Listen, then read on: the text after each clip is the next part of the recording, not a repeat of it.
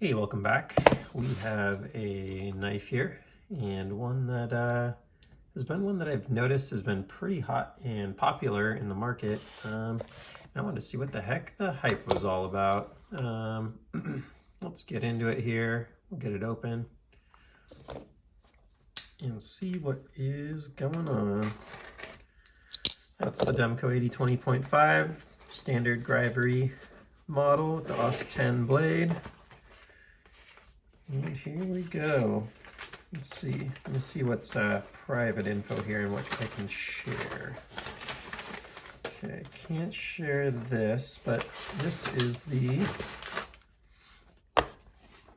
TRM Shadow. That's funny.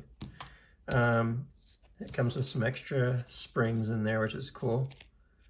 And warranty info and a sticker. Nothing else in here, nothing else in here. Very simple box, which I love. Love when the box doesn't take up a lot of room in my drawer. So let's get it out of here. Oh, these boxes, the one thing is they can be pretty hard to extract the actual knife from the box. All right, let's see if there's some sort of trick to this one. Do you push on here or something? We can do it. We can't do it.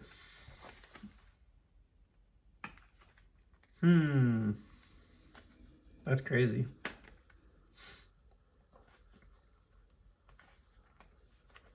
I'm just gonna be over here trying to get this knife out of the box for a little bit here.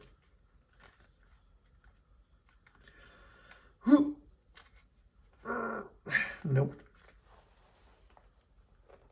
What am I doing wrong here? Let's see. I'm starting to crush the box too. It looks like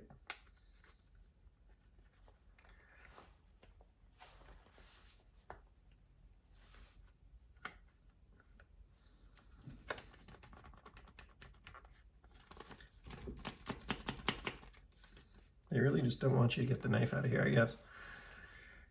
This will be an entertaining video, huh? I guess now I finally know what a pry bar is for. All right. Keep me honest here. I'm starting to like crush this here and stuff. Does that look intuitive? What do? You push this in here and pull? No idea what's retaining that in there so hard. All right. Literally gonna get a pry bar out and see what I can do. I was asking on a video the other day, what the heck is a pry bar for? Well, apparently for a TRM Shadow.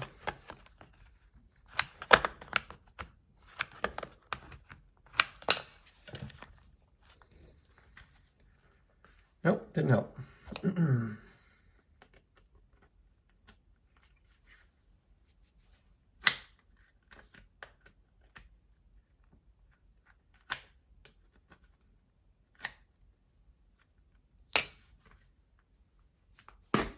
Did help. Hell of a video. I guess this was actually a video about the Oz pry bar. Whew. All right, that was interesting.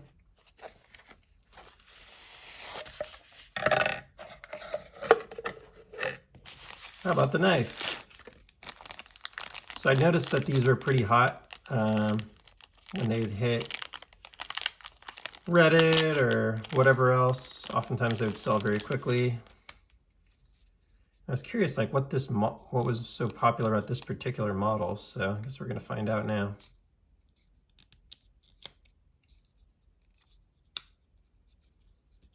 Interesting. Seems to just be another knife for the most part. It is nice G10. Now what's cool about this knife is for under 300 bucks, made in the US. Very thin blade stock actually. That's interesting. To put it in contrast, here's a Demco 8020.5. So very thin, like probably 1/100th of an inch. Very slicey. Sweet edge, that's for sure. Let's grab some paper and have some fun.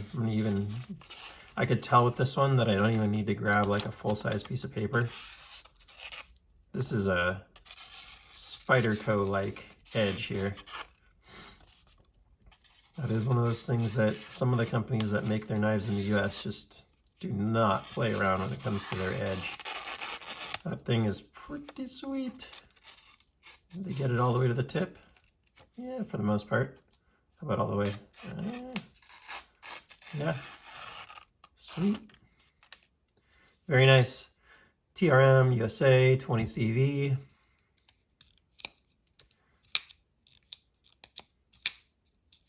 It's certainly a cool pivot. Looks kind of like a clamshell.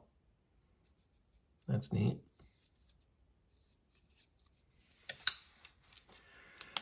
All right, what's the hype about?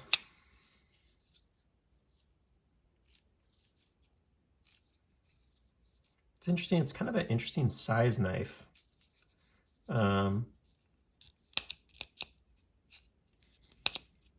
Just a typical axis lock kind of situation where it takes a minute to like break in. It looks like it might be a washer knife.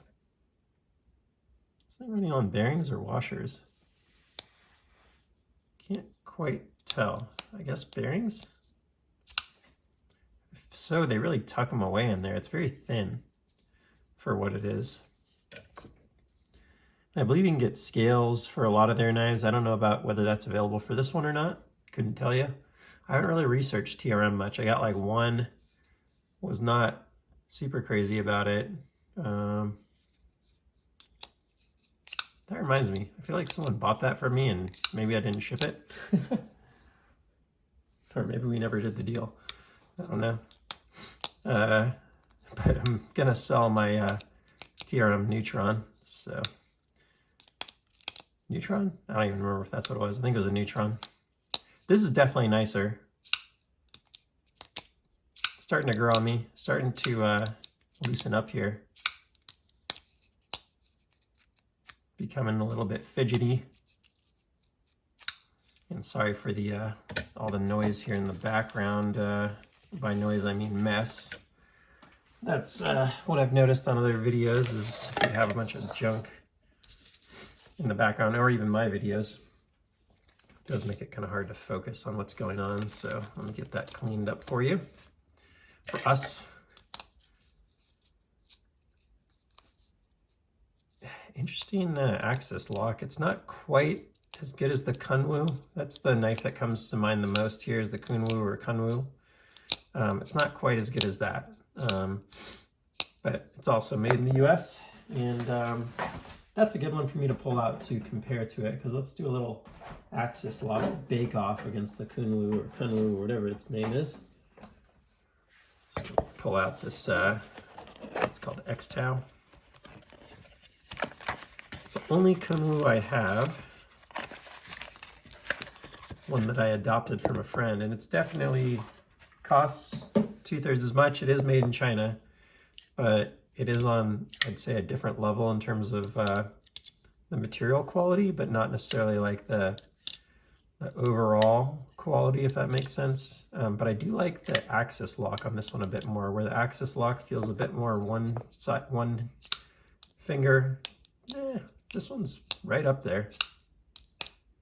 Yeah, this one's right up there. It's pretty good. I think I just wasn't using it quite right.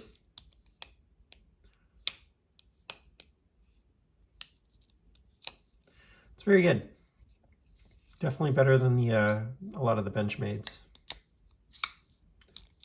Maybe similar to some of the Benchmades, honestly. What's the lockup? It's actually got a little bit of blade play in it, which is pretty common for axis lock knives. I don't feel like the Kunwu does, though. No. Super solid on this one. I don't like the thumb stud on this thing, though. It's very sketchy and hard to kind of tell whether you have a purchase or not. Not a fan of this. It's probably my least favorite part of this knife. I guess you get used to it, but like I want to come here on this one, and I think it kind of rewards going up higher here. Anyway, Let's not make this a Kunwu video. But that's the knife that immediately kind of came to mind once I got this guy in hand, is how does it compare? And there are definitely elements I like about it more. I think it's quite a bit lighter too, maybe because of the materials and everything, but probably like this a lot more if it had the titanium. It'd probably just take it to the next level on the overall feel for me. Don't love this pocket clip. I've seen $50 knives with a pocket clip like that, so that could certainly be better. This one might actually be titanium based on the feel. Let's see if we can, I haven't checked magnetism in a while. Where's my guy? Here we go. So I think it is actually a tie pocket clip, so that's cool, but it doesn't, you don't get the feeling of it being tie, which is, you know, kind of disappointing. So let's see. Excuse me. Again, I have a cold, so my bad. 3.7, 3.75. Sorry again, versus 5.5, you know, plus ounces. So certainly why this one feels a little more quality. Nice heavy tie scales. A little more premium here. But this is a very nice, like, EDC feeling knife. I could see why a lot of people would really like this. Let's check out the pocket clip. There's not hot spots when you're grabbing it, which is great. You can really get into the handle pretty well. There's maybe a touch here. It's a little tall. There's a touch of a hot spot there. But if you choke up on it, that kind of goes away because you get out of that pretty well. It's a very nice choke up point on this one for sure, where it doesn't really feel like you're going to get yourself because you can get pretty low into there. Don't love that there's no jimping across the top. That's always something I look for personally, but it's not terrible or anything. It does kind of disappoint me that there's a touch of play. Like, I don't know if I could tighten that out of there or something. I don't really want to mess with it on this first unboxing video, but you know, obviously blade play is not ideal. The knockdown edges are really nice on the G10. Sorry, I'm not getting great lighting here on this one. It's always a little tough. What it is this guy is also making it hard. Let me get, there we go. Sorry about that.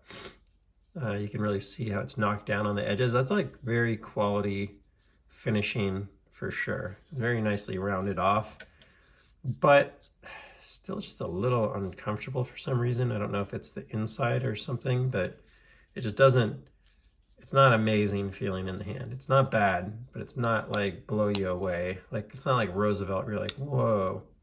If they had done something to maybe fill in this gap a little bit with the way the blade shape is, that could probably, it's not bad there actually, to be honest, because the blade's so thin. That actually does feel pretty good there.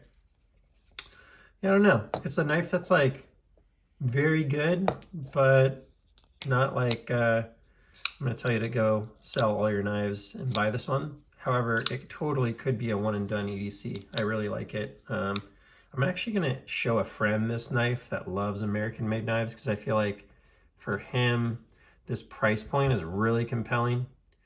To be able to get a USA made knife at this price is pretty unusual right now. So yeah, I'm gonna go see if he likes it, and if so, I'll let him grab it. If not, I'll decide whether it stays in the collection or whether it goes. It's just I'm not 100% sure on it. It's not not exactly my cup of tea, but it's very good. Very, very good. Very quality knife, and for a lot of people, this could be an amazing, amazing EDC for sure. So, all right, I think that's all for now. Please like, subscribe. I'll be spending a little more time with this, and I will see you on the next one. Take care.